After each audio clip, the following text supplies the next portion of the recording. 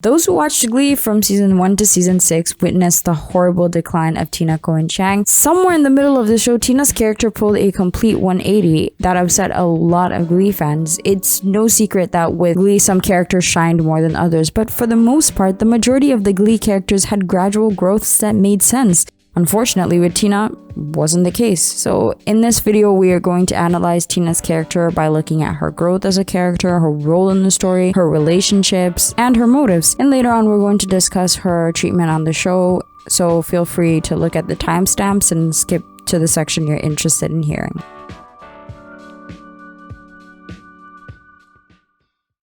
Tina, what are you good at?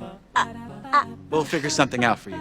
Tina's character on the show is perhaps the character that has changed the most throughout the series. She pulled a complete 180 from who she was at the start of the show versus the end. In season 1, Tina was very quiet, was very shy, she had a fear of public speaking, and faked a stutter to get out of presenting as a kid. Seeing that this technique works, she permanently adopted the stutter to avoid uncomfortable situations.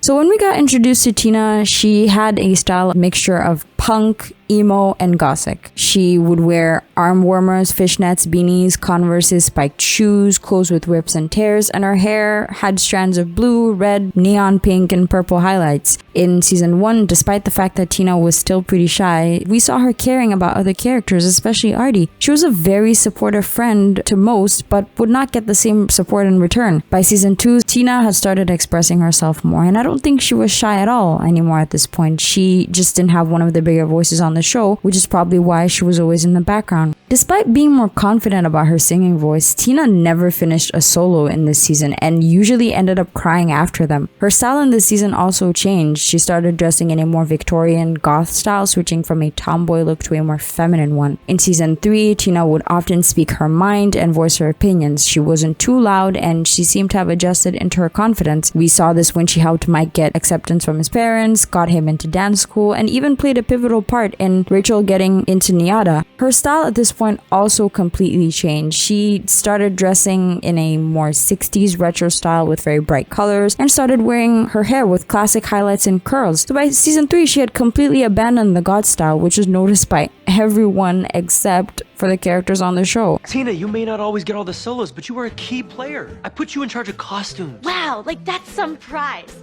You want props to move around? Well, I'm a human prop, and I'm sick of it. In the episode Props, Tina spoke up about how she felt the past few years always being ignored by most of the people in the Glee Club.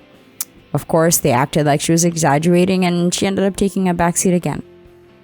Then season 4 came, and it's like what Artie said. Somewhere in this time, Tina got possessed. Not only had she become super confident, she also became a diva who morphed into the mixture of the girls who graduated. This change wasn't out of nowhere. After season 3, Jenna went to Rib and expressed how she felt about always taking a back seat, and that's when we got the new Tina in season 4. She proposed storylines, but none of them were used except for the one where Jenna has a tendency of going out with men who turned out to be gay. So that's where we got the awkward Tina Blaine crush storyline. So people say that Tina complains a lot and that's why they hate her, but actually she doesn't. I think she complained a pretty decent amount for someone who stuck it out patiently for 3 years and always got the short end of the stick. She did have mean and insensitive moments, like when she attacked Marley after sectionals, when she was pining after Blaine, or even her self-serving comments on the tribute episode. But all of those were out of character. None of these things matched Tina from the previous seasons. You know, overall, Tina's growth kind of sucked as a character. They took a super sweet and shy attitude and turned it into random bitchiness that no one felt like tolerating at that point of the show. I mean, her character did change over time, but unfortunately, instead of growing from an uninteresting to an intriguing character, she went from underused to completely misused. You know how many Facebook friends I had before I joined Glee Club? 2. My parents. So I'm not completely sure if Tina was supposed to have a stutter the whole time and they only decided to change it after, or if it was the plan all along that she had been faking it. But regardless, in both cases, she was supposed to be a shy and insecure girl. Tina represented shy and insecure girls who didn't think too much about themselves. Initially, every time Tina got a compliment, she would deflect them and talk about herself in a self-deprecating manner. Over time, though, Tina was able to overcome her shyness and become very outspoken. So whether this was done on purpose or just mishandled by the writers, Tina's journey was supposed to show viewers that you can overcome shyness and anxiety and even become unapologetically yourself. Now, on another note, it makes me sad to say this, but apart from later in the story, Tina's main plot lines in the show were actually never centered around her. She was always used to push someone else's storyline forward. In Dream On, it was about Artie. In Duets, it was about Artie, Sam, and Quinn. In Special Education, it was about reinforcing Artie and Brittany's relationship. In Asian F and Hold On to 16, it was about Mike. And even the episode that was dedicated to her ended up being about getting Rachel another chance to get into NYADA and subsequently accepting that Rachel works harder. So she was often used as comic relief as well and was subject to the most racial slurs on the show, and they made her cry all the time for no reason. No character ever got their songs interrupted like Tina did. Using her as comic relief was so bad that even in the tribute episode for Finn, she made a self-serving comment to add as comic relief. Tina in the earlier seasons was an unsung hero who did a lot of things for other characters but never received anything in return. Her role in the story was simple: a shy girl who overcame her insecurities and ended up growing into herself, and the not so glamorous side as the character who served to advance other character storyline and who was used as constant comic relief. We're all gonna be friends for life, I promise. And we still have some high school left, right? Most of the people in the Glee Club would call each other friends, but as time went on, there were smaller groups of friends that formed, and those friend groups changed all the time. In Tina's case, she was very close with Mercedes, Kurt, and Artie in the first season, and oftentimes you would see them walking in the Glee Club together, interacting together off focus, and sticking up for each other. In season 2, after she broke up with Artie, it was the start of her shift with the rest of them. More often you saw her with Cohen-Chang, and all her major storylines revolved around him.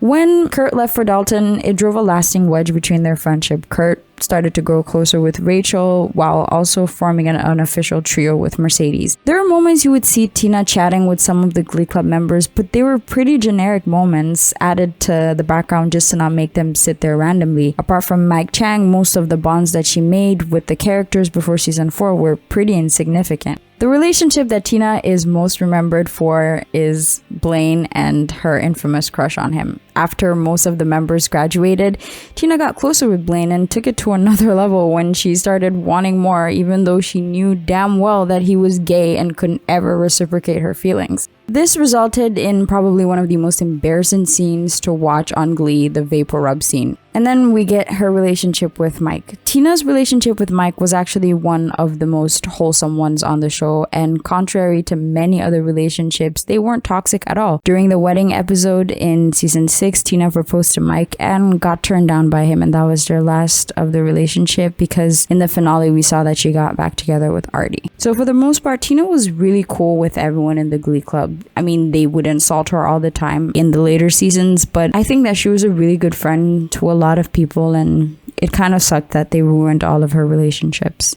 I have sat for 3 years in the back of that choir room, holding Mike's hand, or crying, or smiling, and swaying, while everyone else was up there singing solos. So let's just say for a second that Tina's character was not mishandled and that this was done on purpose. Looking at it from that perspective, her shift in character sort of makes sense. The thing is that Tina was a great friend to everyone in the earlier seasons and she cared for everyone, but she was no one's priority except for maybe Cohen-Chang. So it makes complete sense that when her peers graduated, she wasn't going to let herself get stepped on again. And what's the best way to do that? Assert herself. Besides that, she only had 1 year left and had nothing left to lose.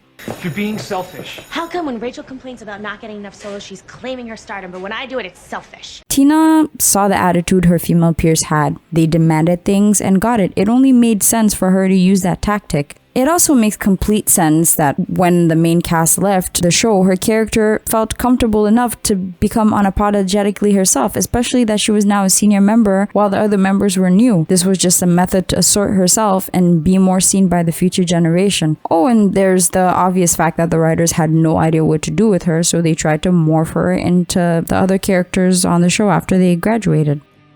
One of our own has turned into a mean, bitter, and angry person. Tina. That'd be Tina. She didn't used to be like this. She was a sweet girl. So this might resemble a rant, but I have to be honest here. Tina's character got a lot of hate initially simply because she wasn't treated right. The writers never made us care for Tina.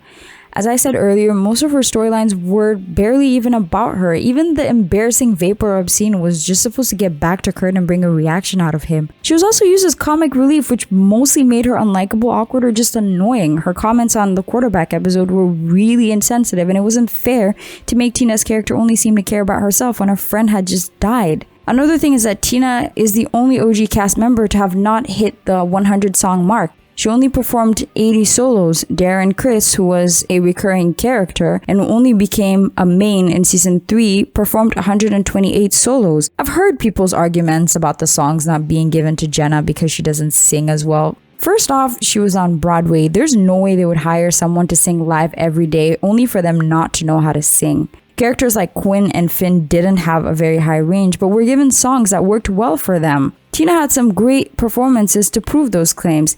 Then there's the extreme use of racial slurs. Girl Chang, Tina blowing wang. Asian horror movie. I said this earlier that Tina was often used as comic relief and would be victim of racial slurs that were the least funny jokes of the episode. Apart from Mercedes, Tina's parents were the only ones we've never seen on the show, which is okay, except for the fact that Tina was supposed to have an adoption storyline that got cut. 70% of her planned storylines got cut in favor of other storylines. Most of the songs she was supposed to sing also got cut, and these were songs she would have already recorded. She had the most amount of live performances that either sounded terrible or got cut for comedic purposes. If you don't like Tina, I can't blame you because they never made us care for her. We actually barely know anything about her personal life, and the only struggle we knew she had got abandoned after 9 episodes. By season 2, she only had 80 lines during the entire season, and 22 of those lines were generic, lines that could have been said by any other character. Jenna said in her book that she chose Glee, but Glee didn't choose her, and I think that that's true. When you think about the fact that she was the only main character cut from the Glee 3D movie, and even from the poster, you start to realize that maybe Glee wasn't really interested in Tina.